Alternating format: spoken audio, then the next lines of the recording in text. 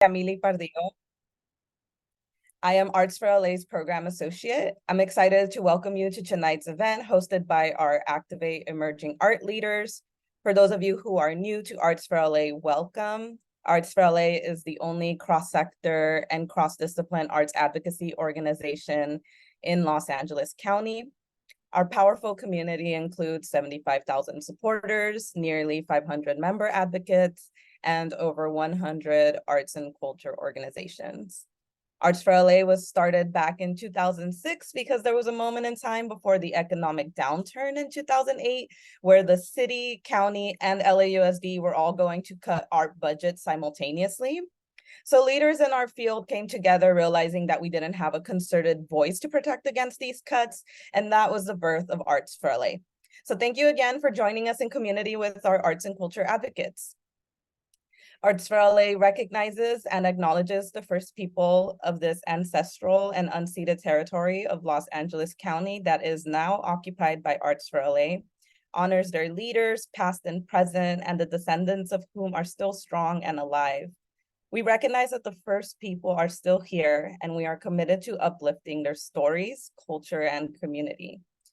We are dedicated to growing and sustaining relationships with Native peoples and local tribal governments, including, in no particular order, the Fernandeño Tavian Band of Mission Indians, Gabrielino Tongva Indians of California Tribal Council, Gabrielino Tongva Sangero Band of Mission Indians, Gabrielino Band of Mission Indians, Kiss Nation, San Manuel Band of Mission Indians, San Fernando Band of Mission Indians. Thank you, and I'm passing the mic now to Jenny to talk a little bit more about this event. Hello, thank you so much, Emily, and welcome everyone again. My name is Jenny. I use she, her pronouns, and I am one of the emerging arts leaders with Arts for LA this year, 2023. So Emerging Arts Leaders is one of Arts for LA's 5 Activate programs, which are all focused on arts advocacy and organizing. So last year's Emerging Arts Leaders cohort was actually the first, and then this year's cohort has 5 people as well. So we are all here today, myself, Jean Young, who will be facilitating the Q&A, Lizeth Ayala, Alfred Nomad, and Paula Lopez. So I'm actually going to, I think I'm going to hide myself from view so you can see the panelists behind me. And I do want to keep this intro brief because we do want to give our panelists as much time as possible. But just to quickly note, this panel is our second of 3 public programs that our cohort is organizing this year. And when we were discussing what we wanted to do with it, we realized that all 5 of us identified as artists of color with our own personal histories of being marginalized and othered. But we recognized that we didn't have any artists indigenous to this land that we now call Los Angeles among us, even though we each have to varying degrees a consciousness around engaging in decolonial practices. And we've also found ourselves as artists in increasingly more spaces throughout LA where land acknowledgements are spoken, but few, if any, indigenous people are actually in those spaces to be acknowledged. And so in some situations, these statements almost become forms of gaslighting or erasure in themselves, giving an illusion of inclusion where there actually may be ongoing exclusion. And so through this panel, we wanted to not only center Indigenous voices who are in the space with us, but we also wanted to create just a small bridge between Arts for LA, its resources, its programs, and LA-based Indigenous artists and arts organizations so that, for example, maybe next year, an Indigenous artist could be organizing a program of their own design as an emerging arts leader. And so just a few program notes before we begin. We're going to start off with each of the panelists sharing about their own arts practices and backgrounds in turn. And then we'll move directly into the moderated discussion, which will be the bulk of the program. And then the last 20 minutes or so will be reserved for the audience Q&A.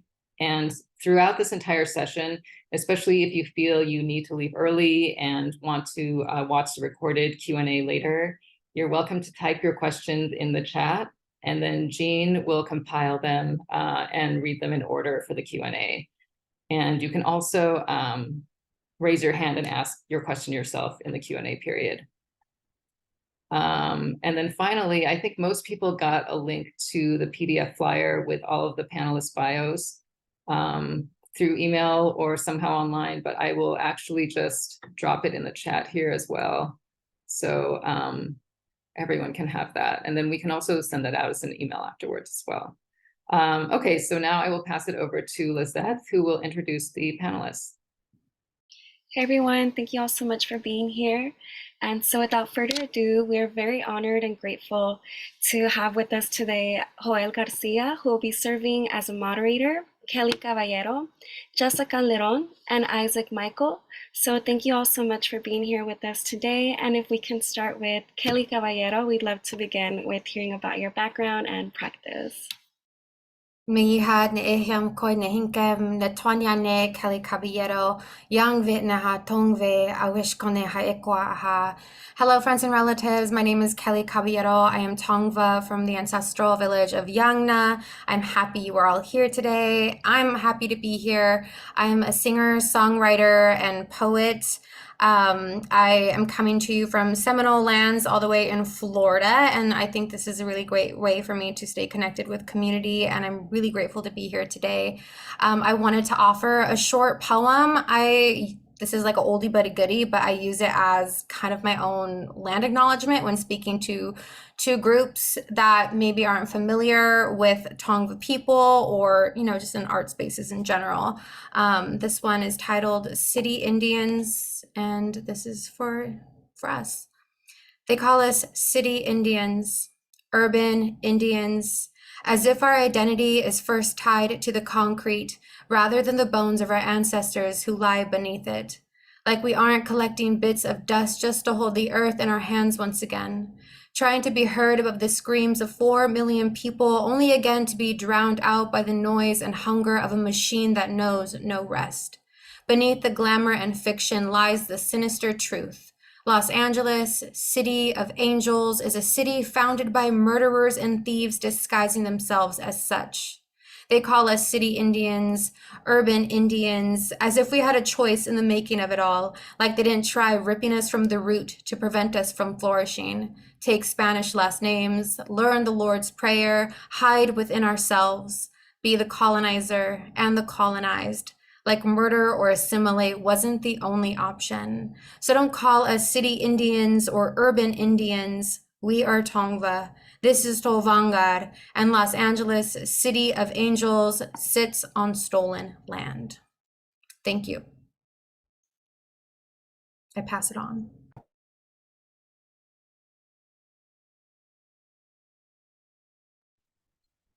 Okay, I believe that's my cue.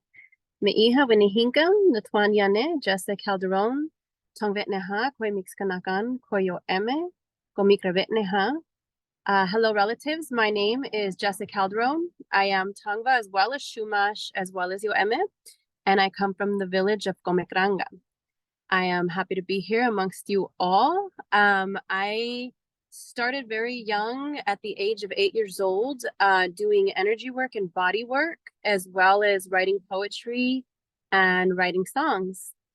And it just kind of grown into what I do today as a rapper and a singer-songwriter, a poet and a massage therapist, as well as a hypnotherapist.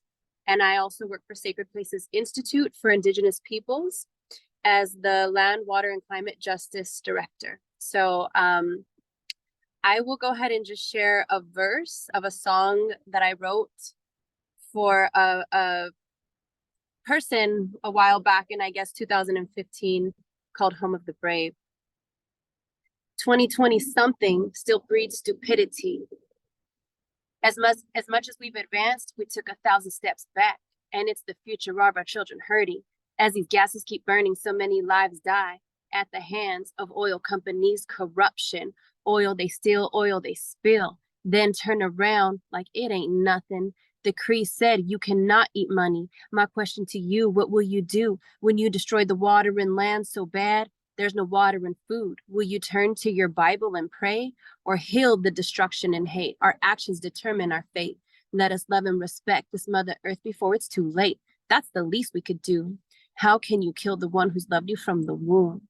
How can you kill the one who's loved you from the womb? Thank you, and I'll pass it on.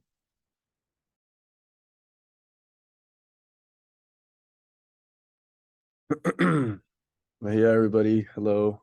My name is Isaac Michael. I'm a filmmaker and a artivist. I live and work out here in LA and participate in doing my best to change the world for the better. I lost some files I had for some images that I was gonna share. So instead I'll just show a little clip from my video that I just released. Let's see, can I share the screen?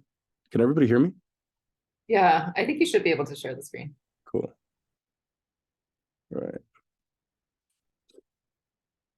Oh no.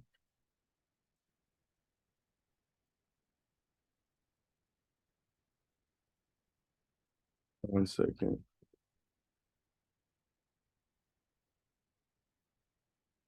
Oh no. Yeah, I don't think it's working actually.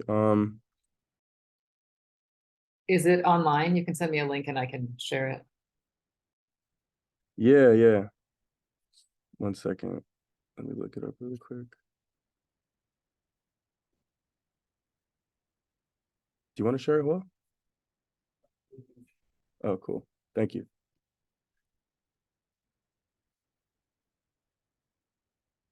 You could it's a 10-minute video. I don't think we should watch the whole thing.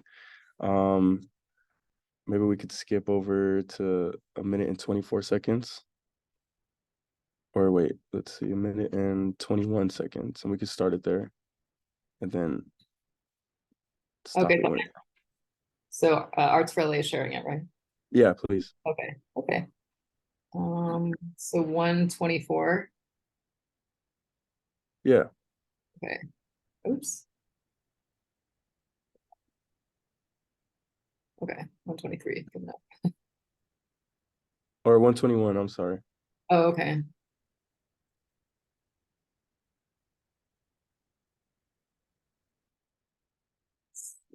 Okay.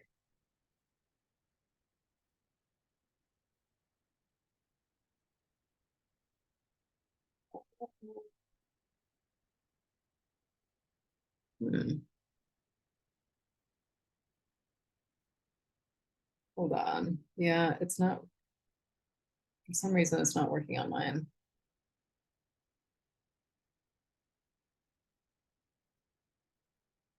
Yeah, Mealy, can you see if you can share from your screen? Yeah, I'm gonna give it a go right now.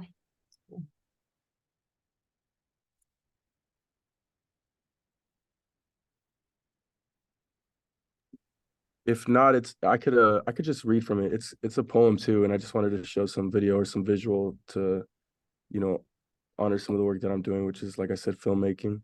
But I can read from the poem as well.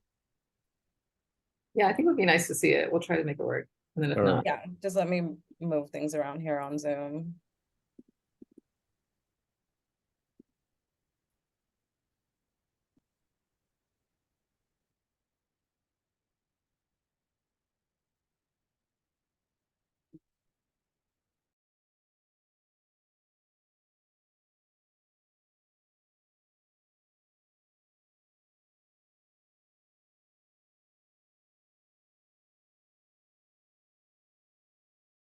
Can everyone see this?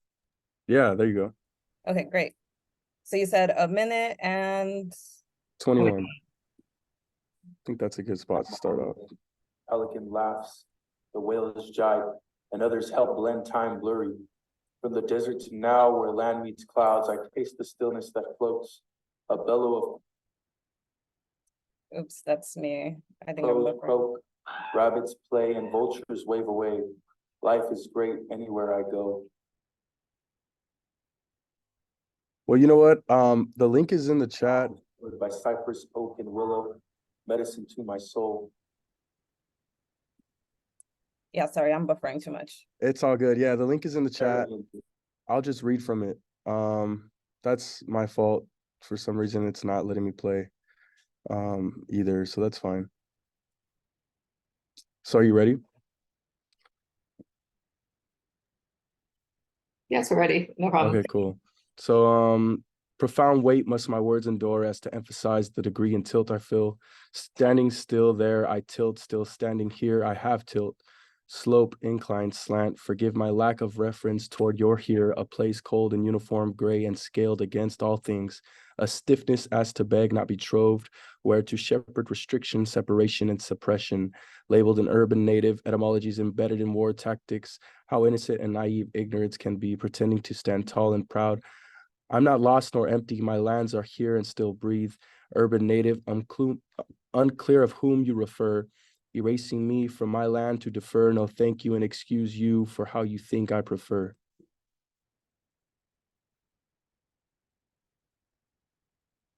And I'll leave it at that.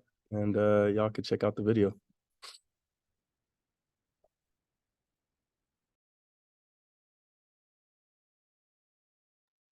I guess it's my cue. I'm Joel Garcia, artist, arts administrator here in East Los Angeles. I was born and raised in the city.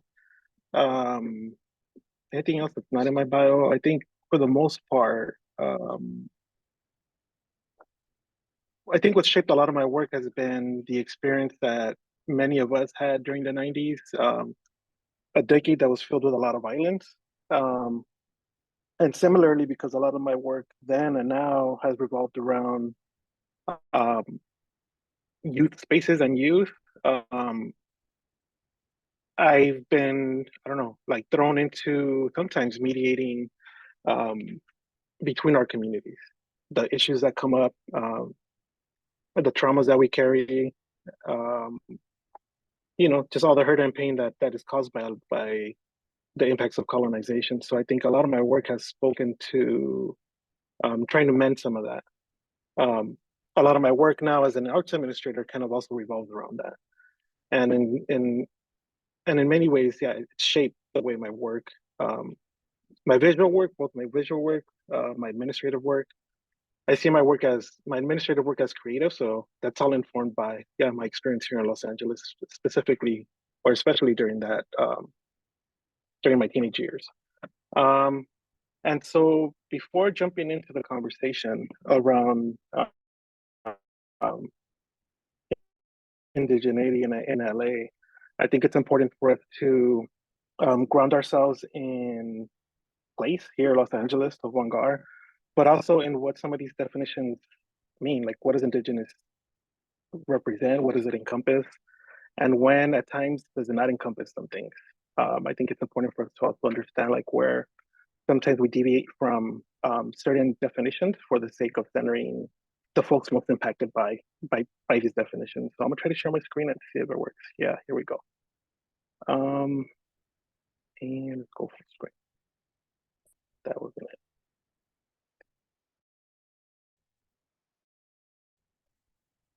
Well, we'll just go from here. Can everybody see it okay? Yes, it's perfect. Yeah, all right.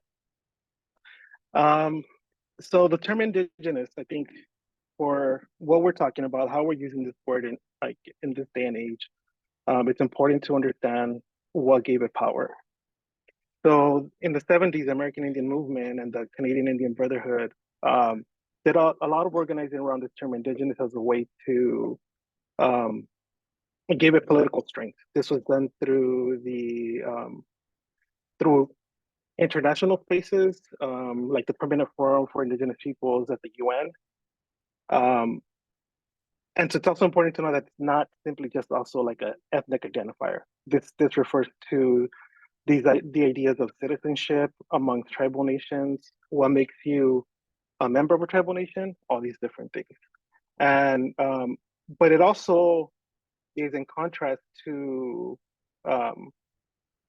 the idea of sovereignty. The idea of sovereignty is works alongside colonization. So in order for tribal nations here within the US to practice their sovereignty, it is in response to the state.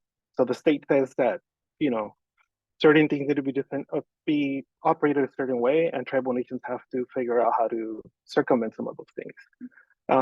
This word also carries with it, the idea of self-determination, where tribal communities, indigenous peoples, get to determine for themselves what all this means for the respective community.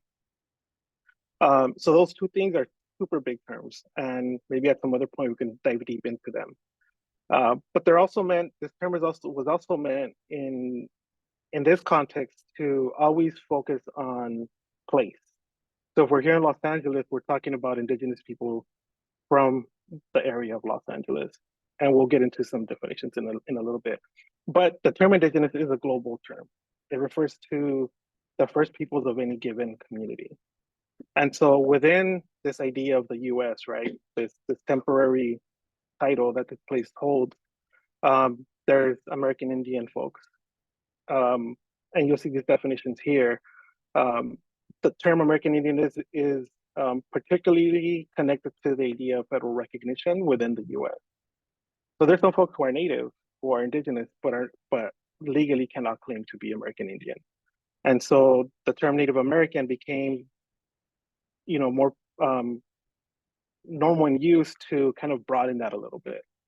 I'm gonna skip a little bit to Native, because Native was more radicalized approach to removing American from that identifier and being even more encompassing, and broadening it out to include folks from both continents here, North and South, and Central America. The term First Nations is a similar definition for folks up in Canada. And then we have Alaska Native and Kanaka Maoli for folks from Hawaii, or Native folks from Hawaii. So the term First Peoples, as you heard it in the opening land acknowledgement, has become a term that's been more popular in use in the last couple of years, because when we talk about Indigenous folks, sometimes we're so broad that then it creates erasure itself. So when we say First Peoples, it prompts us to think about, like, well, who are the First Peoples of the places that we're in? And in this case, right, Tongva, Tatavia, Mahacham, and Chumash folks, among others. So what does Indigenous Los Angeles look like in the broad sense, right?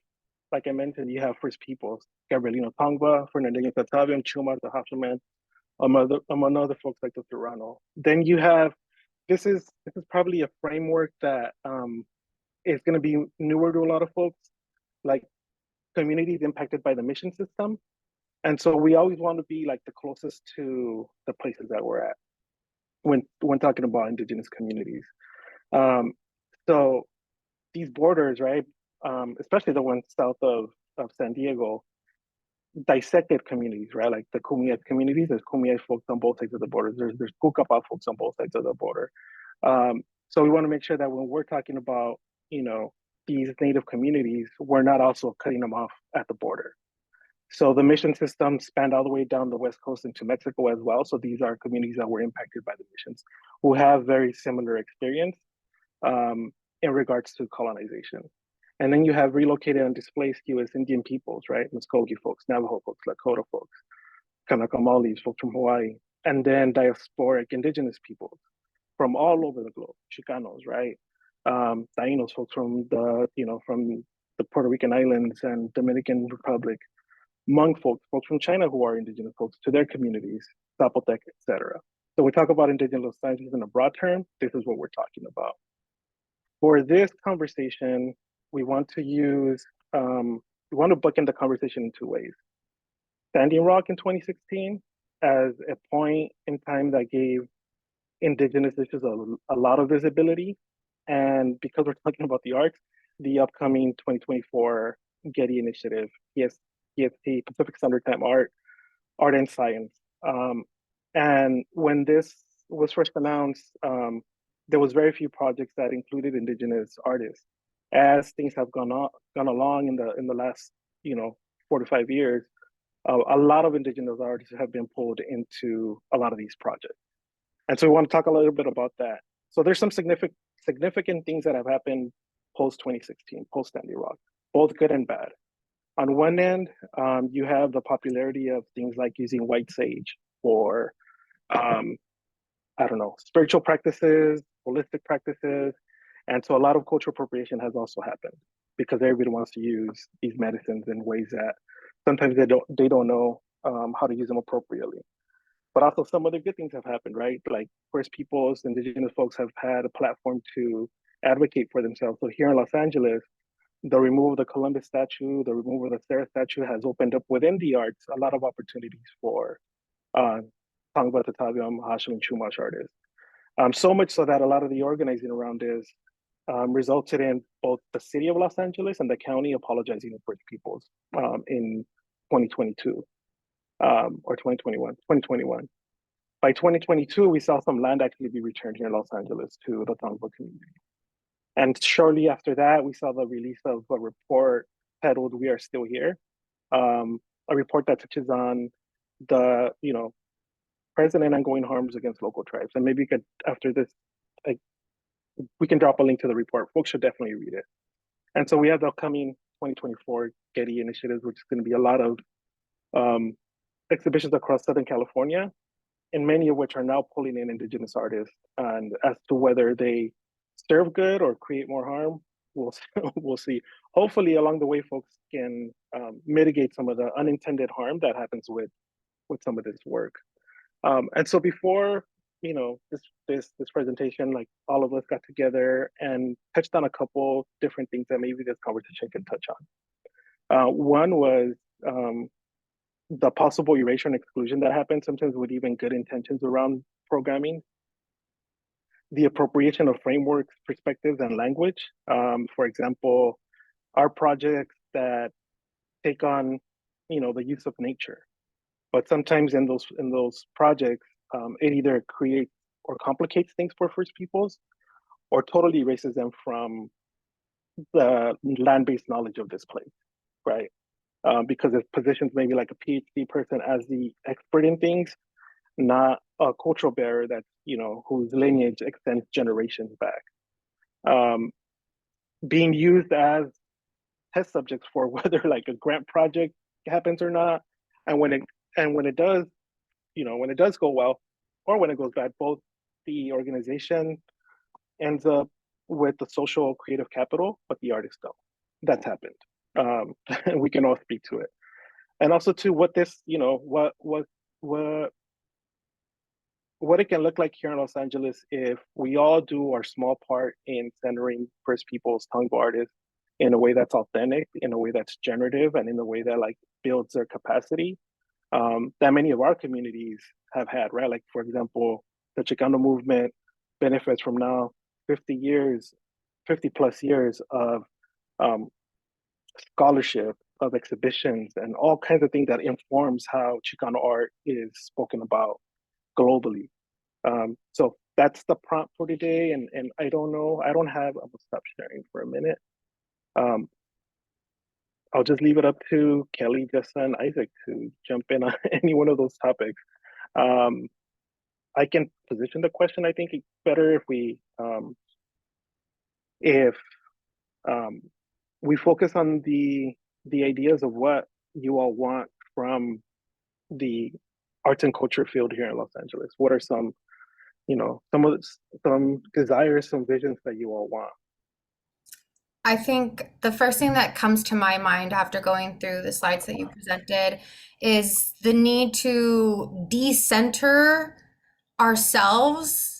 And I'm not talking about the Tongva people. When we look into like art projects and installations, say for example, within like the LA River, I think artists and people who are applying for grants, they're very self-centered and they're not thinking of the Los Angeles River or the landscape that they're using for their art projects as a being, a spiritual place. It's more as a tool to further their career, a tool that they can use, and it has a lot of visibility, and they can take that and get money for it to fund their projects. And then the Tongva people, even if they even mention Tongva, they'll use that where a funny footnote on their grant project, like, yes, I was consulted with the native people, but they don't say Tongva, they don't say who, they say it's helping the native people. Their art installation brings recognition to the Los Angeles River, but it's very self-centered, I feel. And I had recently seen a lot of that on particular grant applications, and that's just something that really just did not sit well with me. It's very self-centered.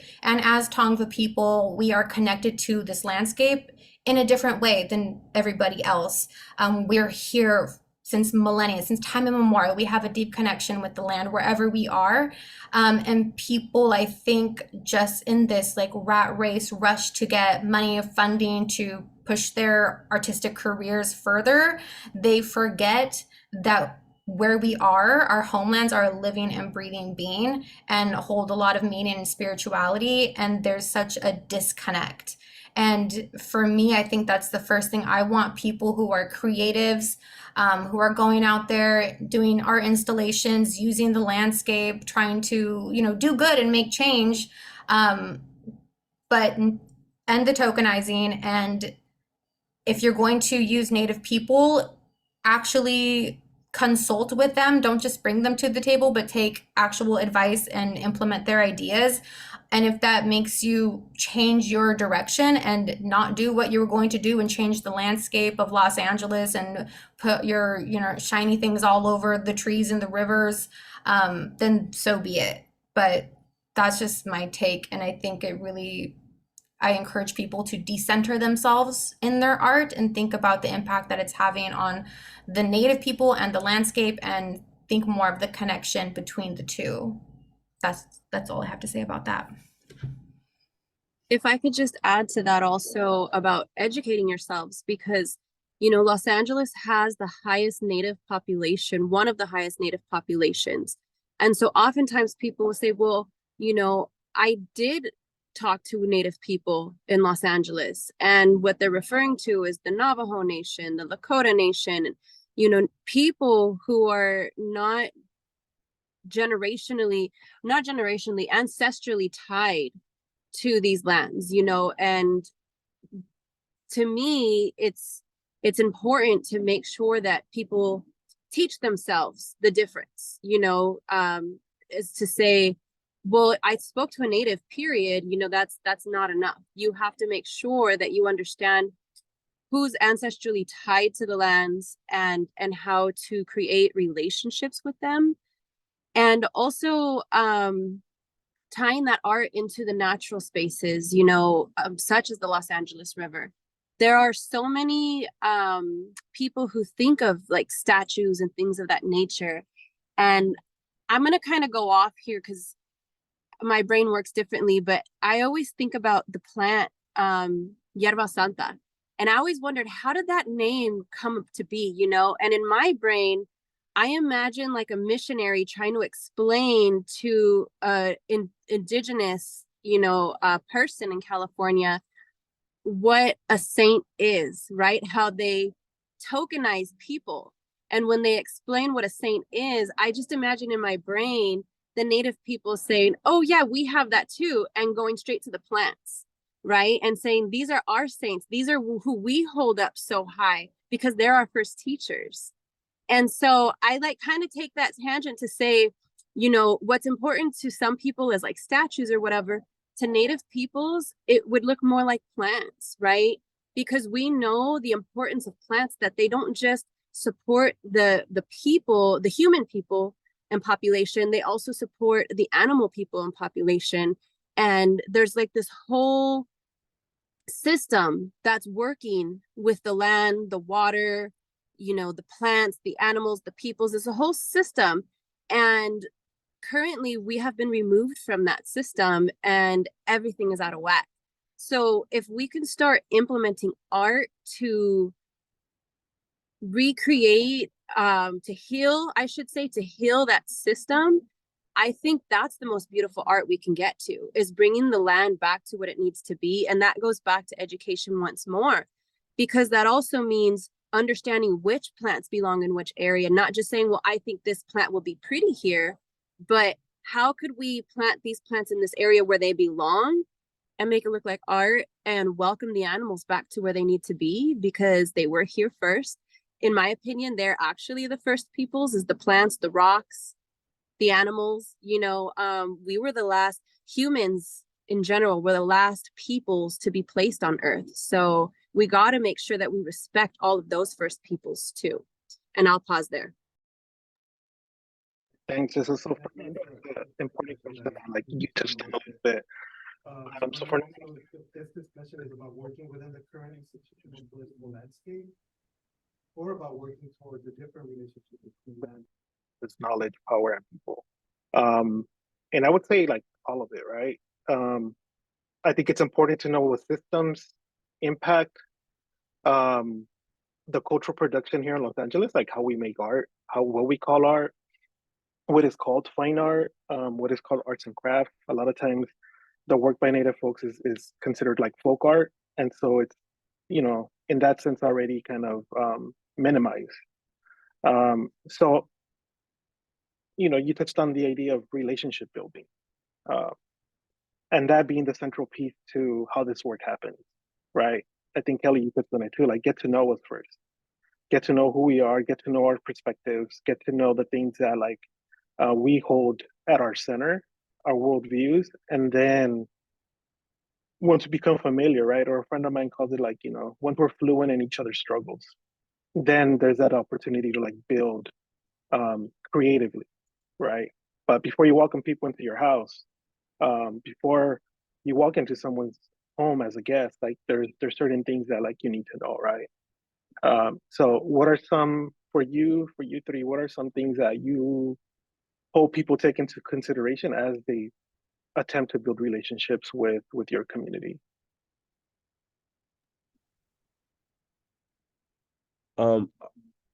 First, I'm not crying, everyone. I have sinus issues today, but I think things that I think people should focus on or learn or pay attention to is how I guess reiterating how important it is to make relationships and not just have a one-time consultation or as Kelly was saying, just say that you consulted with somebody and you don't know who they are. I think it's important to create a relationship with the people in general, not just a few people or a few artists or a few elders. It's the people in general. And that with that will come your understanding of how the lay of the land works and how we can heal the land, because this land was abundant and fruitful before colonizers and colonialism got here. I really like what you said, Joel, about you have to become fluent in other people's struggle to understand where we are at in this time and place. I think when people look at Tongva people, they see like we're revitalizing our culture, we're starting to flourish. But what they don't see is how we got to this point. The fact that we are putting together a puzzle and so many of the pieces are missing. They see this like, beautiful reclamation of culture, but they don't see the pain, the things that you don't know, the things that you're trying to find, the feelings of loss, the feelings of almost like abandonment by a people that come here and just take claim to your identity. They're living in Los Angeles as a native person and they're an LA native, again, further erasing our presence. So I think it's just, again, it's this selfish mentality. Like you don't come into somebody's home unannounced, ready to take things off the shelves, look at things, oh, how pretty, I'm going to take that. That's what it feels like to be Tongva. At least for me, it feels like they want to see only the beautiful side. They want to appropriate the things that they like. They want to, smudge their houses with our white sage without knowing that our hillsides are becoming barren, that there's a spirit to that plant and they're not tending to it. They're not caring for it. They're not even caring for the soil. They're not laying water. They're doing absolutely nothing but taking, because in their mind and maybe in their culture, that's how they do it. But you would, like, if we did that to them, if we came into their house and appropriated their medicines and took their things and started wearing their regalia and doing what they do, you can understand the anger, the upset. And that's what I feel has happened to us and continues to happen. So I think these conversations are really important, and understanding the struggle that we've gone through just to be in this place, to stand here today as Tongva artists, as California Native people, as the first people of Los Angeles. So it's not all, pretty and roses. There's a lot of heartache that goes into being an artist, to being a creative, to being in land reclamation and protection of sacred sites and our oceans. So it's work, and sometimes it's heartbreaking, and people want to cherry pick the beautiful bits and take that and put it into their things. So I think that's where we can start, is understanding that there is a struggle and there is a heartache and there is a immense feeling of loss a lot of times for us. Yeah, if I could also add, me again with the way my brain works, you know, in Beauty and the Beast, when Beast tells Belle to stay out of the West Wing, you know, he had his reason for saying that, because there was something very important in that room that he didn't want to be destroyed. And for us, you know, those are called sacred sites, right? And sacred sites are not just for everybody to do whatever they wish, you know, and it's places in our mountainsides, it's places near universities. I mean, our sacred sites, some of them have been completely destroyed with no respect, you know, and to this day, there are still people, you know, sitting on our sacred rocks and taking pictures and posting it in newspaper articles and calling themselves saviors and just weirdos all over the place, you know, and they have no respect for our feelings, for our traditions, for our culture. And that's minimizing us, right? That's really belittling us and treating us as though we don't matter. And you know, so there's the exploitation that's constantly happening, and I guess also understanding the difference between relationship and marking the box, I guess I'll say. You know, we are spread very thin. A lot of our elders who were very productive and really getting things done and all over the place have recently passed away. And that leaves even fewer of us that are, you know, trying to do the work. And many of us are having to move outside of our ancestral homelands because we can't afford to live in our ancestral homelands. Yet people still want us to do everything for nothing, you know, and we can't sustain ourselves on nothing. We just can't. And it's crazy because we have also been taught that, like, you know, you don't ask for anything, you just do it. And we are living in a time where we cannot afford to do that, you know. And so relationship building is really important, but asking us to do things 2-4-7, that's also exploitative, you know. And I mean, I can go on and on, but I know there's two other panelists. I really want people to understand that, you know, checking that box, it's not a good thing. We can feel your actions. We can see what you really mean, and that's not relationship behind that. It's not love in any way behind that. It's just making sure people don't come for you so you don't get canceled, and that's a horrible way to be, you know. Yeah, so I've got many more things to add, but I will stop there and give anyone else an opportunity. Thank you, Jess and Kelly. I'm gonna drop a link into the chat. It is for the Tongva Pahatwa Conservancy. I'm gonna try to share my screen to see if I can show the exact piece I want to speak to really quick. And this is applicable to all Indigenous communities, but also marginalized communities, you know, where folks are working in.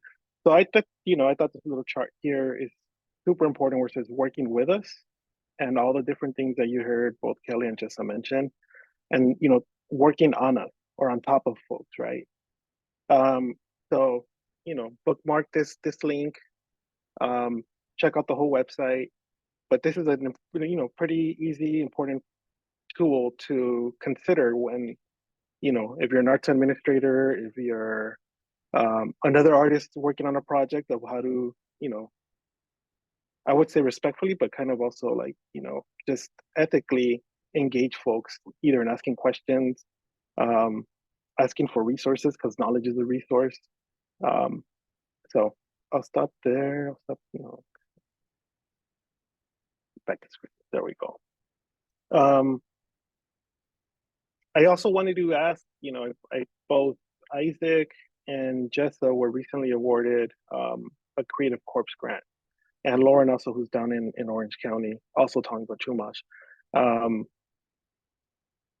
Because I also want to make this conversation about, like, seeding relationship building in the future post this conversation, but also as a way to highlight some of the issues that you all, that your community are working on and are important, both locally here for Tongva folks or for people folks, but also like larger indigenous issues that we all need to tackle as a city, as a county, as a society here in Los Angeles. So to Isaac and Jessa, like, if you want to share briefly what you're working on, and how that can be, a tool that helps folks build with you all. Yeah, I can share.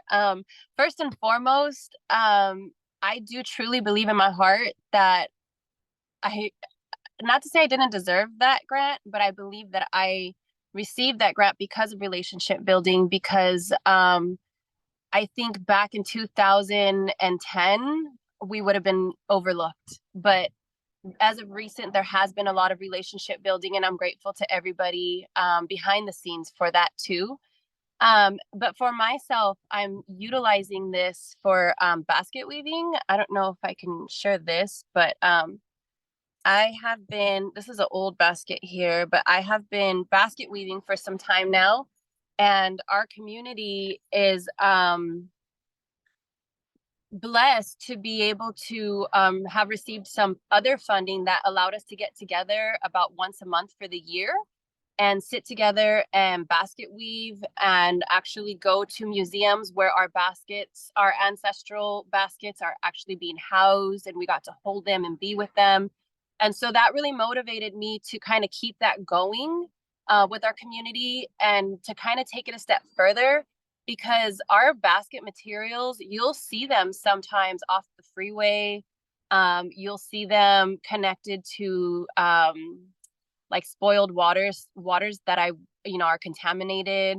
And the thing about these basket materials is we put them in our mouths, right? So I wouldn't recommend pulling materials off of the freeway and utilizing them, right? So it's my intention to find a location in Los Angeles area where our community can come together, and each family will have a set of plants, a couple sets of plants, so that they can tend to that area, and that will be their family's basket weaving area, so that they can come and gather, some of the materials whenever they need, and actually have a safe place. Because one thing a lot of people don't hear about is the dangers in, unfortunately, our lands have been sold off and privatized.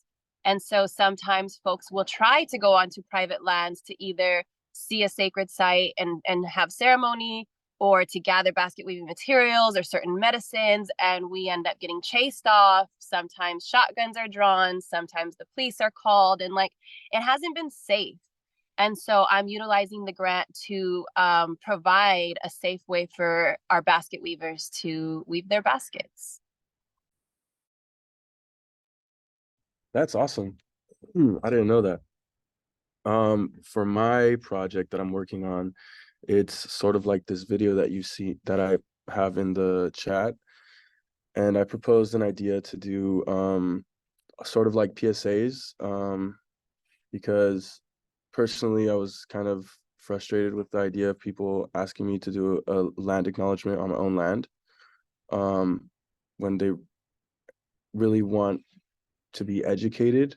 So these PSAs kind of educate and tell the stories of, who we are and what we're doing. And, I'm some of them are going to be poems, some of them are narratives, but I really want to focus on the contemporary work that we're doing on our ancestral homelands and how we are thriving and adapting to these times. And what do you hope kind of happens from your project, both personally and like for your community? I'll let Jessa speak first. I hope that this brings us even closer together, because at this this whole year of basket weaving, it has brought a lot of our community together. We've gotten closer and we've gotten to, learn each other because we're always so busy and so wrapped up in trying to survive. We never really had the opportunity to do this, and so now that there was a little bit of funding to pull us together, it was beautiful. And so I hope that this creates more safe space, for us to gather and weave and laugh and eat and just kind of relax for a minute, once in a while. I know we won't be able to be there every day and we won't be able to relax every single day, but just once in a while to let our guard down and to breathe, because in Los Angeles, we're constantly educating people. We're constantly fighting people verbally, spiritually, emotionally. And so I really hope that this is a place for people to just let their guard down a little bit and breathe.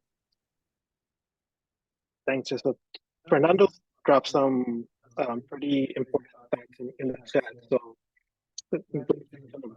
been connected. So it's listening. It's important to note that like the cultural production by indigenous artists or art is not disconnected from the lifeways of peoples. So when Jessica creates something, when Isaac creates something, Kelly creates something, it's connected to their communities. And so a lot of times like they're going back and double checking, make sure like, is what I'm saying accurate? Can I say this publicly? The other part, like with the basket weaving, is that because this work is not disconnected from the land, the I don't know, just you can talk about this more, but like that also triggers potential policy changes within parks, within open spaces, within the development of the city, that indigenous folks get pulled into all the fucking time. Oh, sorry, I cussed there, but that's how I feel. Like as an artist, I had to become, I had to learn how to be an urban planner in order to mitigate art projects, not creating, threats of displacement and gentrification. To be an artist in LA, to be an indigenous artist in LA, I had also to become an urban unplanner, like how to undo some of these things. And so we've all, like in many ways, have had to learn how to do some of that. So the idea of basket weaving also having implications for open space and how we remove, plants that require a lot of water, trees that require a lot of water, and bring in native plants. And these are some of the things that like create both exclusion and erasure, right? Everybody's heard the idea of like saving the bee, but the bee here in the honeybee here in California is harmful to native bees, and it's harmful to the ecology of California or Southern California or all of California actually. So to make a basket, to then be aware of all these potential triggers that can or can hurt the environment is a lot to carry. But it's important to note that these are the ways in which indigenous artists can also be powerful allies to solve solutions in cities, because folks know, right? And the knowledge that they carry goes back, hundreds, thousands of years. And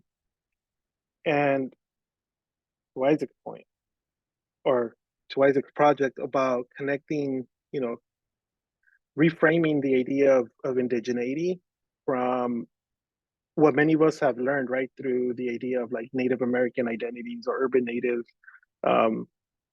is also important, because if we recalibrate how we connect to the land, then some of the things that just I mentioned, like we recognize the plants, we see deer grass, we'll always see deer grass. It'll never be invisible to us from that point forward. If we see the importance of oak trees and know the different oak trees, we'll never stop seeing them when we're walking through the cities. And I think that's part of what Isaac's work is speaking towards, but I don't know if you want to touch on that a little bit more, Isaac. Yeah, that's exactly what I was talking about. That basically my hope for this project is to experiment in the ways that that our community stories are told, and the referencing, the importance of our community and of these native plants and just other entities within our tribe, and I'm getting lost out from what I'm thinking, but just thinking of a lot of things right now. But like I said, my hope for this project is to give reference to the public or to guests on how to be good guests, and to give reference on what healing really looks like. Thanks. Kelly, any thoughts on that?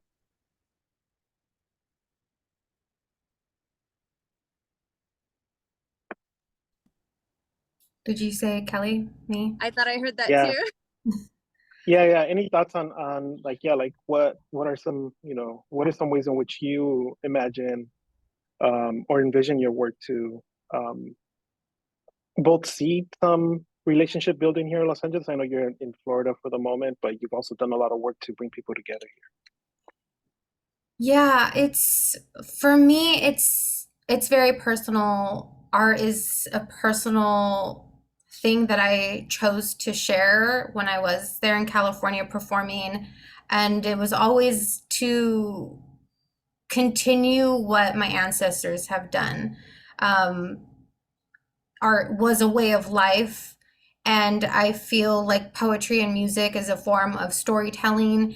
And that was a beautiful continuation of their lives. And I feel like I carry that with me. And it shows my work is a display of that connection to my culture and to my place and time in this day and age, and to the land that I occupied, and my family and my community. And now that I've stepped away, I'm living in Florida, and nobody here knows who Tongva are. That's always a point of discussion when I tell people who I am, where I come from. And I think for me, it is just continuing a legacy, continuing what my ancestors have done for millennia. And I want, when it comes to relationship building, people to see that this is just a form, for me at least, to stay connected. I share my work to stay connected, to speak it out into the universe, to be heard by the ancestors, to be heard by the land. So for me, it's less about recognition, and it's more of like a spiritual practice. My art is a spiritual experience when I'm sharing it with others. And I hope that it's resonated with others, and they can feel a piece of me and a piece of the culture, and feel a connection to the land beneath their feet. So for me personally, it is a personal experience that I'm choosing to share with another person when I do share my art. I was reading Fernando's comment in the chat, and the one thing for me, I feel like I've touched on this just with what I have just said. But now that I'm away from performing in Los Angeles, and making the rounds, and sometimes it felt like checking off a box, like I'm here for this organization, they purchased me and they have their Tongva representative, and like, good on them. That's what it felt like. And now that I'm stepping out of it, my art is just for me at this moment. And as an artist, you don't have to bleed on a stage for anybody. Your art can be your own. It doesn't need to be shared. And even though nobody recognizes Tongva out here in Florida, I'm on Seminole lands. Like, I'm supportive of them, and I'm there at their art shows and their poetry, trying to feel what they feel. But I just right now, I just don't believe as an artist you have to bleed to prove yourself. I don't have to bleed and rip my heart open to be seen or recognized as a Tongva artist. I know who I am, and I know my culture. I know where I come from, and I create for my own spirit. And when I'm ready to share it and give it to others, I hope they feel that as well, and they can feel my ancestry coming with me and my culture and this place. That's all I want to share with the world.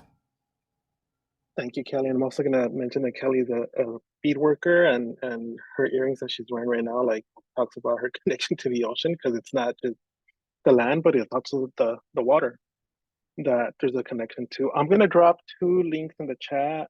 One is for an upcoming exhibition that just has work in at Oxy Art. It's called The Iridescence of Knowing. A lot of what they have mentioned is about knowing the same thing in multiple different ways, and how connected through different generations. And then the other is a resource guide that Oxy Art put together in partnership with Mercedes, who's one of the curators for this show, and has a lot of like pre-approved links by a lot of the Southern California tribal nations. So this is an amazing resource to look at if you want to get to know certain things, do your research without having to be extractive. So there's a bunch of Instagram links, website links. Look it over, check it out. And I know we're pressed for time, so I'll pass it over to any questions that folks might have. And I don't know how I want to do this. We want to do like raised hands or drop questions in the chat.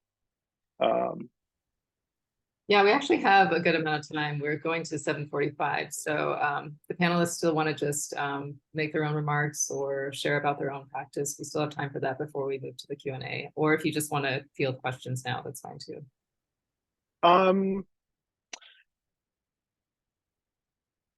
I want to touch on one thing that came up during the discussion as well in preparation for this was the idea of like what is like culturally authentic, not just relevant programming, and what that means. I can speak to what myself as an artist, but also, and then we'll drop this in the chat too. I can copy and paste it. I'm one of the co-founders and one of the directors for Metzli Projects, an organization based out of here in East LA that works in, to support the creative development of native and indigenous artists. And so to do that, like there's a lot of things we have to undo as indigenous folks to do this work. One of the key pieces that for us has been really important was flipping the idea of diversity, equity, and inclusion work, and centering the intercultural approaches that many of us have, right? So white supremacy forces us to always measure ourselves, like the things we do, how successful we are, how we belong to places, right? Even white supremacy frames how we belong to tribal nations, to our own communities. So in order to do that in a respectful way, we've had to kind of flip it and do some of that and then try and figure out how we relate to one another. And the only way that I know how to do that from what I've learned is to like, we got to center the ways in which our communities have always built things, created things, to be part of a ceremony. We have to create our own regalia, right? We create these things, so that's art making, that's creativity. So in order for us to really center these intercultural approaches and what, and for the sake of this culturally authentic work, then I have to know what my community centers themselves on. But I also have to learn and know what the Tongva community holds dear and at their core. So that when I approach them and work alongside folks like Isaac or Kelly or Jessa, I'm doing my best to build their capacity to center their priority. And so when we build programs or create exhibitions like the Oxy Arts one, for folks here who identify as Indigenous, we always have to contextualize why things are important for us versus just saying like, this is important for my community and always being seen as like a given, right? I think the building the context to things gets so exhausting that then it leaves very little time for the actual creative parts. So I want to throw that into the conversation around like, and this is for, audience members as well. And it's kind of weird to say audience member in a Zoom session, but folks online. Both questions around that idea of like intercultural practices, in many ways also like restorative practices. And in order to like practice restorative practices, we have to know what is embodied within the land. Because if we're restoring things to harmful frameworks that already oppress us, then we're replicating the systems that colonization has like impacted us with, right? Like punitive ideas. And I'll mention one last piece. So I think it's important for all of us, artists, arts administrators to know that Los Angeles carries two big legacies. It is a root of mass incarceration, but also a root of the systems that also displace our communities. And so when we do a lot of this work, both First Peoples and other Indigenous folks who've kind of learned to do this in respectful ways, it is these frameworks, these intercultural frameworks that kind of give us the tools to be able to do this work amongst and across communities, not just Indigenous communities, but also within, alongside Asian folks, alongside Black folks. Because if we don't do that, then we're also just imposing our own ideas onto other communities. I know that's a lot of what I said there, but I see folks nodding their heads, so it sounds like it's resonating. But any thoughts from any of you three, Jessa, Isaac, Kelly? Yeah, I could give an example. I'm going to take it back. A lot of what we do, whether we recognize it or not, or we verbalize it or not, is actually ceremony. I don't know any of my family and loved ones that approaches water and doesn't acknowledge it and doesn't ask permission to be present. Any natural space is the same thing. And so an example, I was asked to do a commercial and they took me out onto the Los Angeles River, and we were actually standing right beside the river. And it just felt unwelcoming at that moment. And I glanced around at everybody that was there and already doing work and have been present for hours. And I just got there and I asked, did anybody acknowledge the river? And they just kind of was like, what? So I made the full production stop what they were doing. And everybody was to circle up and ask for permission to be there on that site and to acknowledge that river. And all of which people were like, I never even considered it a river. I know we call it LA River, but I didn't consider it that, So it's minding those practices of, just because colonization has harmed us and separated us from ourselves and from nature doesn't mean that we're not natural, doesn't mean that we're not a part of nature. But it's how we recognize that sacredness within ourselves. It's how we recognize that sacredness within each other, that the native viewpoint tends to have there, those who are not still really, stuck in the harm and the trauma, but have been doing the work to get out. We are constantly walking in a ceremonial way, breathing in a ceremonial way, and it becomes a part of our art. There is no separation from our life, our art, our culture, our ceremony. It's all one full breath. Thanks, Justin. I know this is being recorded, but I typed something in the chat and I don't think folks can see it, but I'm equating the idea of asking for permission. For some folks that might come off as like esoteric, right? Like these spiritual practices that aren't really tangible to a creative practice. So I equated that to the idea of consent, right? Like that by asking for permission, the river, this living being, is giving you consent to be there and to practice your creativity. And saying like, how can we incorporate that concept if like the idea of consent resonates more than asking for permission into our creative practice? Then that extra step in between, I think, gives us pause to really be more intentional, but also be mindful of our impact.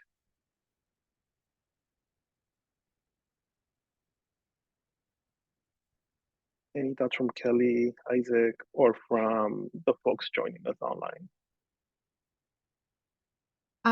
What comes to my mind when it comes to like intercultural approaches and creating a harmony in areas that are mostly made from discord, my thought goes back to Standing Rock and how it wasn't there. We were fighting white supremacy and the patriarchy and extraction and these entities that have oppressed Native people since the concept of America. And what I saw there was a nation welcoming other nations to fight in support of a common goal. And yes, the ideas of how to approach that common goal were all over the place, and it wasn't successful. There was a lot of beautiful things that came out of that, and it taught me how to work and proceed in a respectful way. You're on another person's territory. You have the permission to be there. You're there to learn. You're there to listen, but you're also allowed to share. You're also allowed to learn and explore your own self and being in those spaces. And I took a lot of that back with me. And when I did come back, it was a lot of sitting and listening and learning and forming my own thoughts and opinions on things. And I think that has helped me create a lot of relationships in Los Angeles and with different nations. And wherever I go, I have that ability to learn and listen and decenter myself and know that I am a guest. Even in my own homelands, I am a guest when it comes to my approach with walking on the land. Like, I'm here in the Valley of the Oaks, I'm in their space, and I'm going to proceed with prayer and a sense of respect for all living beings. I am connected to them, but I understand that, like, this is our home, and I take that teaching. Like, you can be intercultural. You can have people of all colors, creeds, races, religions, and you can all work together for a common goal, and you can still have respect. You can still be mindful. You can still walk in a good way. You don't have to appropriate, take, fight back, point a finger. Like, if you have thoughts that can be discussed differently, but I liked that because it was thousands of people coming together against a one common enemy for the greater good of not only the tribes, but our earth. And I think right now that is really what's needed. So I'm taking those little, nuggets of wisdom and teachings and what I had saw and experienced, and I'm implementing that in my daily life.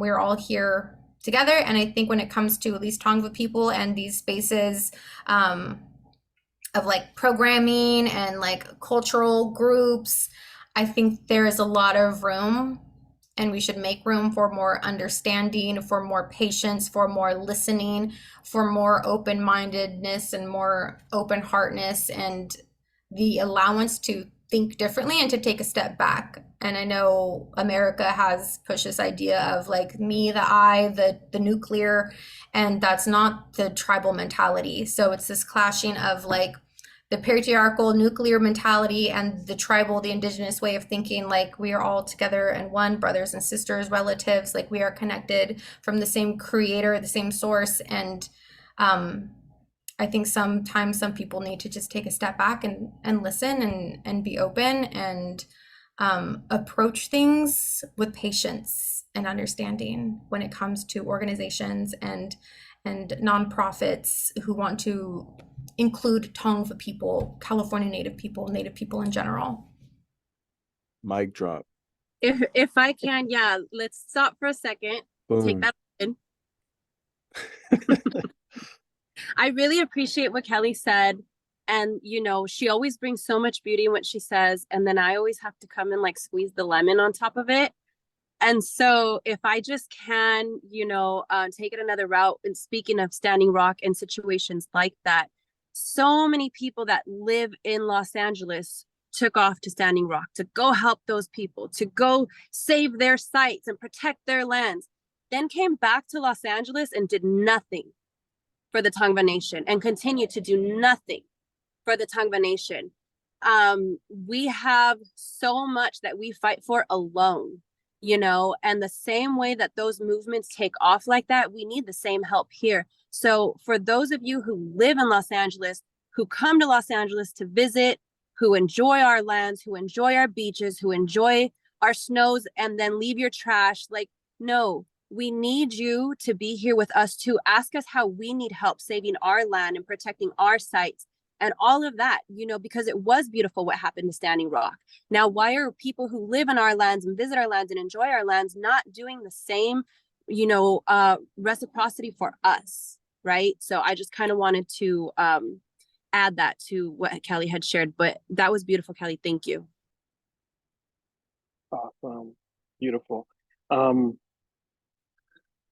there are about 600 tribal nations in the US. That includes federally recognized, unfederally recognized, state recognized folks. On top of, or in addition to, not on top of, in addition to the 70 something tribal nations from Mexico. I'm not sure about the number in First Nations communities in Canada, but just to like use both the US and Mexico example, that is about 600 different ways of taking care of the land, right? Like 600 different ways and approaches that that tribal communities um, practice to do the same thing. So to speak to the question around land acknowledgements that's in the chat, land acknowledgements come from the protocols of people coming together and getting to know one another, introducing each other by both verbally, but also through culture, through art, through dance, through song. So if we're feeling that like land acknowledgements are being diluted in a way that no longer resonate what their intention was, right? Like we here on this panel and folks connected to us, what we can do too is like lean back into those protocols of getting to know one another, right? So we're saying like there's 600 tribal nations both in the US and in Mexico, and we have to in some way or another be able to hold space for that like for that diversity. Then that's a lot of work we take on, right? But it's beautiful work. Getting to know one another is one amazing way to do it. And if anything that's coming from this conversation is the need for relationship building amongst even just folks here on this panel, right? So how do we follow this up? You know, this conversation with some tangible things in person. So that's what I'm hearing as well. But I want to kind of sit with that. Like, there's over 600 different ways to do one thing here in the U.S. And most of those communities find themselves in Los Angeles. So for any funders, for any nonprofits out there, for any organizations that support marginalized artists, we also sadly have one of the poorest, how do you say it? Our funding to support Native arts here in Los Angeles is pitiful, is really pitiful. The program, the Creative Core program that both Isaac, Jessa, and Lauren, who's also Tongva, got awarded, that program has done more for Native and Indigenous artists than the last 5 years of arts and culture here in Los Angeles. And that includes the Getty initiative. So I think we have a lot of work for us ahead of us to be able to really build, not rely on institutions to do this, but even just among our own organizations to build the support for one, First Peoples, and then the broader Indigenous community in Los Angeles to be able to like really practice their work without the burdens that come with practicing our work, right? Which is teaching folks how to respect our work, how to understand us. And, you know, as I mentioned, as an artist, I've had to also become a, for lack of a better term, transformative justice facilitator. So one of the first things that we teach within some of the practices that the idea of acceptance, that maybe we might not understand the lived experience of somebody else, but we can do the best to accept what they're telling us is their truth. So for Indigenous artists, like accept that their truth is their truth. And we all have to do the work to get to know what that is. And we might not ever understand it, but we can know a little bit about it.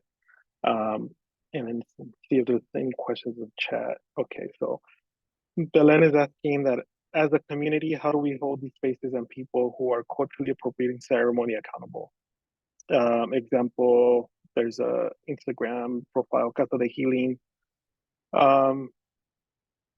and elders backing them up while they are charging money for ceremony. So I guess, yeah, you know, folks can speak to this, but I can share a little bit. How can we say this? It's a hard one. But it isn't. That's a part. Like, It can be very simple. I'm trying to find out. Something really quick. So the idea of healing, or the word healing, has been appropriated or misused or expanded on, so much so that like it's lost like its actual meaning. And I think just to mention there, right, like some of these things, some of these practices carry opportunities to heal, not healing, because like not one thing's ever going to heal us, but we can have multiple, like healing is also practice. It might take us an entire lifetime to heal from things, right? And art does give us an opportunity to momentarily in that time and space to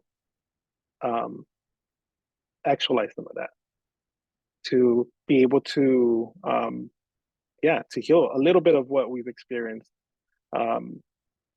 I think the best way I can explain it is like I've learned from elders that that the cultural practices like singing, like drumming, reverberate in our bodies in a certain way, right? Like sometimes when we're painting, we go into that trance. Sometimes when we're singing, we go into that trance. When we're editing film, we tap into that thing, whatever it is, that opens up our bodies in a way that we could actually encode healing into our body, but also let go of things. So to Belen's point, which is a big, big question, how do we hold people accountable for that? Is to just be better at understanding that like you can never pay for a ceremony, just like you can never buy sage, right? When things are taken, like we, and this is just speaking very tangibly, when things are taken, when things are stolen, like how can that ever be healing for somebody, right? How can that actually ever be good for anybody when things are taken, like the land? So I don't know. That's to me, it's very simple. It's like if it's taken, then it can't actually help you heal. If it's stolen, it can actually help you heal. So if folks are stealing ceremonies, whether they have the backing of elders or not, then I think the best thing to do is just kind of speak to it in that term. That's a stolen practice. When an organization steals knowledge from tribal communities, from indigenous folks, like one way to hold them accountable is to say like, where's the recognition for those artists? Where's the recognition for those indigenous communities? But I'll open it up to anyone else to kind of comment on that. That's an important question.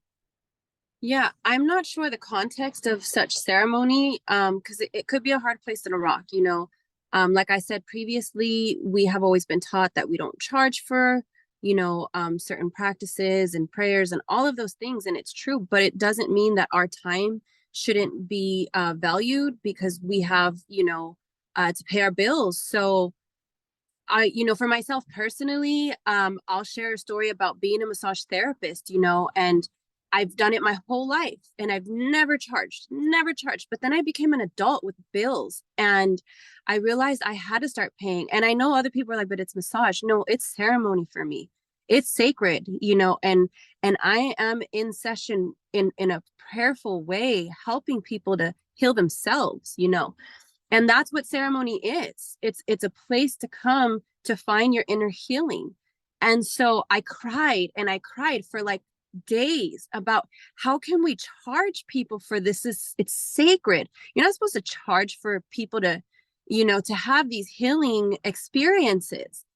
And I had to pray on it and I had to talk to other, peoples and elders to get me to come to a place where I could understand that it's true that I have bills that need to be paid and we do walk in a white man's world. And so even though we shouldn't be charging for ceremony, we can charge for our time. And even if I say, which I do often with my hypnotherapy, I say no charge, but donation based, then if I make you feel good, by all means, give me 5, 10, 15, 20, 100, 1,000, $5,000, whatever speaks to your heart, whatever you can afford to. So it is really a hard place because we are in such a colonized time and space. There are certain ceremonies such as like public ceremonies, whether that be bearer ceremony or whether that be sweat lodge that no, absolutely not. When it's very public like that and not a one-on-one practice, I think it's totally different. And even though they too deserve, you know, again, if they make you feel good, if you feel the healing and you know, you want to continue, or that was your one and only time, if you feel a certain, you know, call to give them some monies to help their gas or to pay their light bill or whatever, it's not a bad thing. It's just you don't openly, you know, give them the money. You kind of give it in a handshake. You know, so it's really a hard place in Iraq. Again, I don't understand that said ceremony which is being spoken of, but that's like a small little surface scratch that I can hit you with. I think what you're saying too is like how whenever we do things, it's I can't say that word sometimes, but through reciprocation, you know, you kind of don't just give without or you don't take without giving. And I think what you're talking about, because for us, you know, some of our art can be ceremony and can be healing, but I think in this context, what I'm getting is they're referencing some sort of like public or communal ceremony where it shouldn't be where there shouldn't be any exchange of money. But I think what I get what you're saying, you know, when it comes to like a one-on-one session, and you don't just people shouldn't come with the expectation of taking without giving. So what I'm hearing, just to recap, is that again the idea of consent comes up. That if there isn't any engagement between folks, then that's a red flag.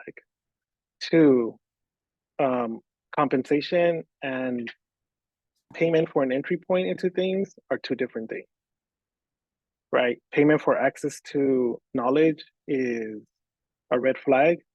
Compensation for people's time and energy is something entirely different. And then I think three, in this comment, the idea of like, or within indigenous communities, the idea of, or the presence of elders is super important. But elders, each community gets to designate who their elders are. And if you don't know how that person who calls themselves an elder was designated as an elder, then that's another red flag. And I think if you walk with those three things, both in art making, when you bring in older folks who might be calling themselves elders who are not recognized by their communities as elders, then those are red flags. And maybe those are things to avoid. I just want to add, I think you're absolutely right, Joel, Jessa. I think that's really important. And I also just want to point out, like, you know, all my years on Instagram, all my years in native spaces, I've seen 1,000 of, you know, ceremonies being sold, you know, white girl in a teepee. Like, there's, you try to take one down, there's 10 more that are going to pop up. We'll never not see this. And I used to be also deeply bothered by these things. And you know, you would see groups go out and like protest outside. And I honestly think like our time can be better spent, you know, actually creating the relationships with the people that you want to create the relationships with, supporting the groups that you align with. And if you want to be involved with Tongva people because you understand that that's the place that you live, there's ways to do that, ways to support, ways to create a community that you align with, because these things can just be so draining on our energy and our time and on our spirit, and it's not serving you any good purpose. Because like I said, there's going to be 1,000 more, and you know, there'll be a comment section 10 miles long with people, you know, typing what they're thinking and how it's wrong, and they're still going to go and proceed and take the money. They're still going to go on and do the thing, and they're going to continue. And if you're here tonight and you're listening to what the panelists are saying, what Joel's saying, Jessa, Isaac, then you know. And then you can spread that information, and maybe one day we won't be bombarded with these things on social media, but you can see the disconnect if that's what it is. I see it all the time. But you don't have to partake in that. You don't have to feed into that and give them more clout, more range to be visible. So that's all I want to say about that, because yeah, same, I get bothered by that, but you know, it is what it is. You know, and once it's been brought to their attention that what they're doing is wrong, then it's between them and creator. And that energy, it's going to make its way back around. If what they're doing is wrong, then what's going to come to them is going to be that same energy that they're putting out, because they know it's wrong.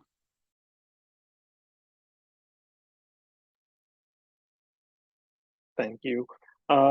We have time for probably a few more questions if there's any questions, but I want this also to serve, or we all want this to serve as a useful tool for engaging Indigenous folks, not just Tongva folks, but Indigenous folks in Los Angeles. So just to recap, some of the things that I've heard is relationship building is important. But in order to do that respectfully, we all have to get to know each other a little bit better. Some of that involves our own individual research, like go and learn things. There's a lot of knowledge on the internet. We shared a link with a lot of useful information. Two is to be mindful of people's time and energy when asking for, knowledge, participation, etc. Three, for all of us to reflect on what does it mean for something to be an authentic engagement, right? If we're hiring somebody as a consultant, then let's be clear that this is a consulting gig. If we're hiring an artist, an Indigenous artist to take on a project, also understand and be clear about what the expectations are as far as not only the creative labor, but also the intellectual labor that for a lot of Indigenous artists get recognized. The communal labor that it takes to go back to each other's communities and double check things and make sure that what we're bringing to the table is both appropriate to share with the general public, but also accurate, right? Because we all hear, different things from different folks. And so we want to make sure that we communicate as best and clarity as possible with the outside world, the world outside our communities. So on the flip side, for folks like myself, arts administrators, artists who bring in Indigenous artists, those are things for me to be mindful and reflect on before even engaging someone like Kelly or Isaac or Jessa. That's what I'm hearing. I don't know if there's anything to add in there.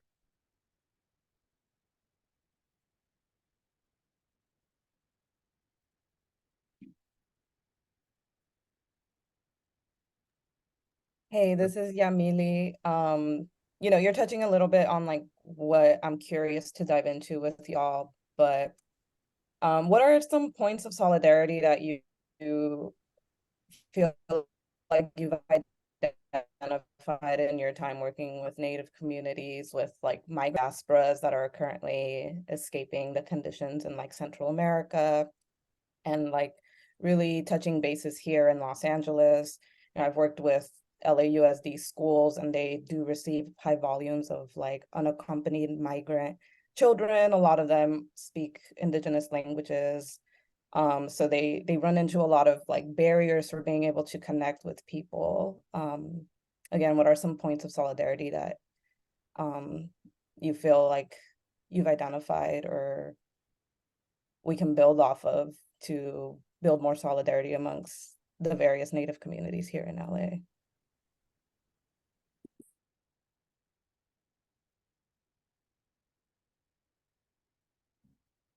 I think we have, as Indigenous communities globally, we have a common enemy, and that brings us together. The displacement, the destruction, the word that comes to mind is the raping of the land and our waters, and the displacement of our people, and that we have a common heartache, a common pain.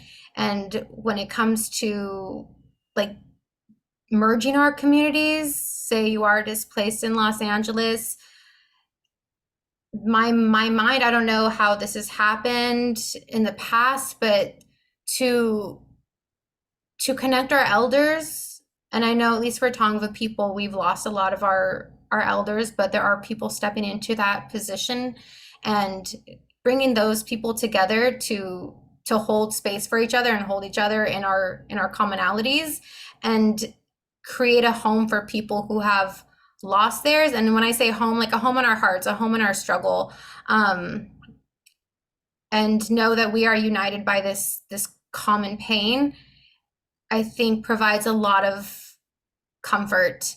And I don't know what the answer is. I don't have I have like a dream. I have an idea of what that looks like.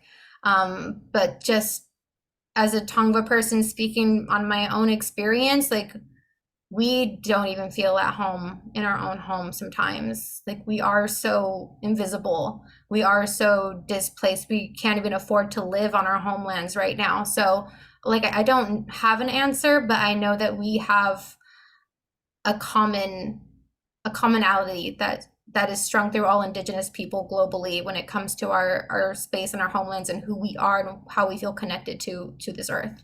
But yeah, I don't have a good answer, I guess, and don't have a strong one for that. I think that answer was super strong, and just coming together and recognizing that we can be community and creating that relationship, reiterating that, and then but also not creating erasure on us and overstepping.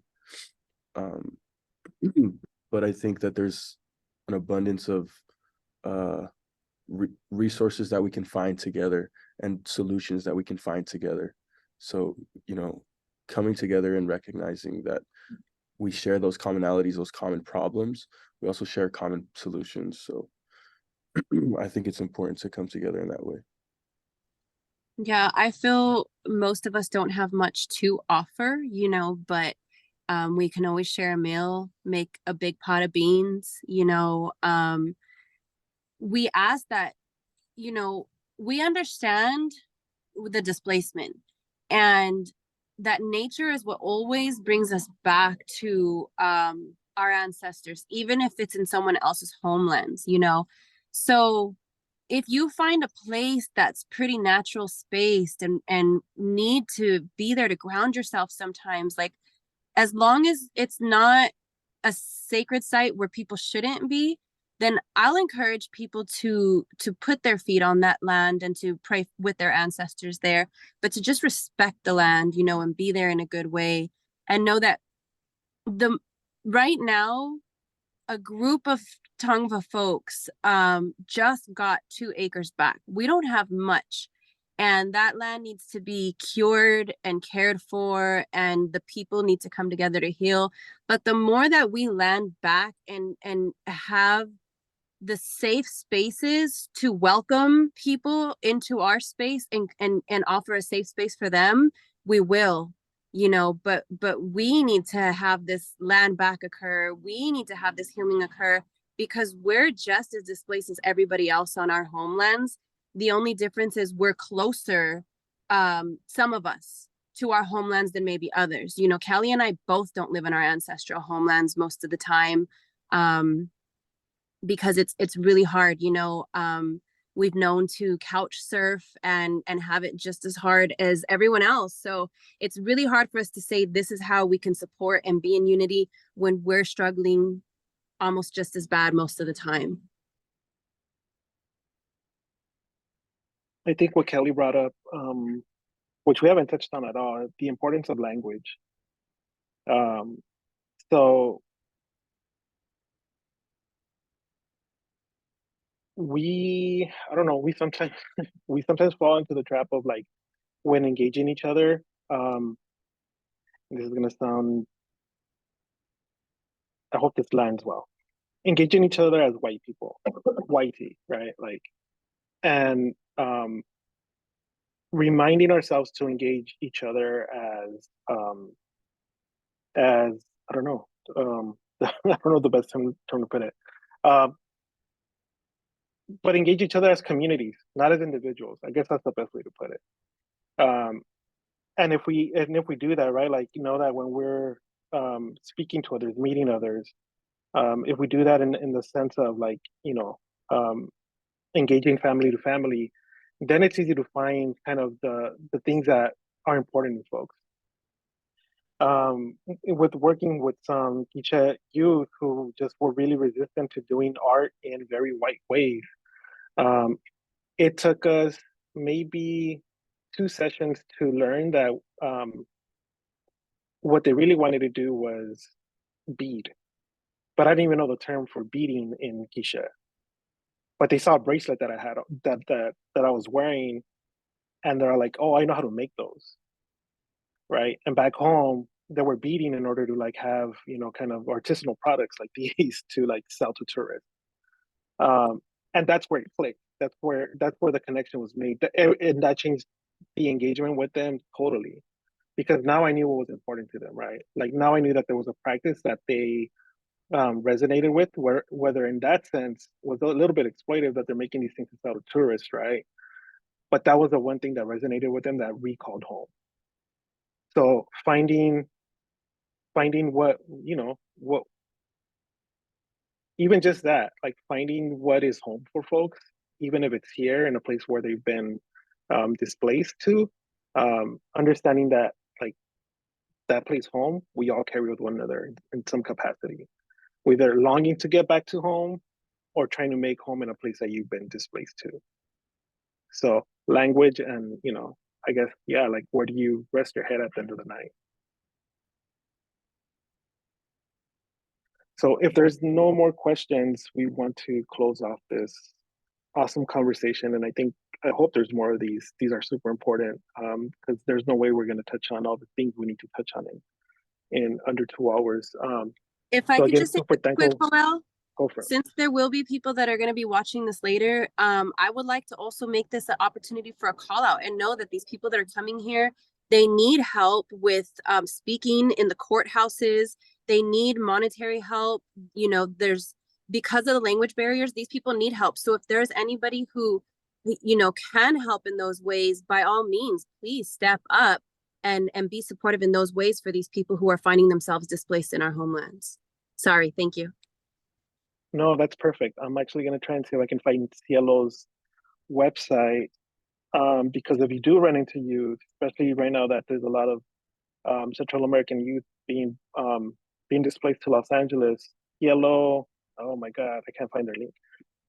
We can follow this up with Cielo is an organization based out of I believe MacArthur Park. And they do a lot of this translation for these communities. Found it. I'll drop this on the link in the chat. So it's mycielo.org for folks who are listening. Oh, yeah, Emily found it. Thank you. Yeah. But maybe there is some sort of follow-up resource guide that like Arts for LA can pull together and maybe lives on a website somewhere that folks can refer to post this conversation. But this is a really beautiful and important way to begin to have this these conversations amongst not just this group of folks here online, but hopefully this also ripples into our own organizations, into our own practice. And yeah, thank you for joining us for the last 2 hours. Much appreciated. Thank you to Kelly, Jessa, and Isaac for bringing our respective communities into this circle. Yes, thank you, everyone. This was very needed, and we need to have more conversations like this. So thank you, everyone, for joining on behalf of Arts for LA and for the Emerging Arts Leaders Program. We thank everyone for joining us today, and we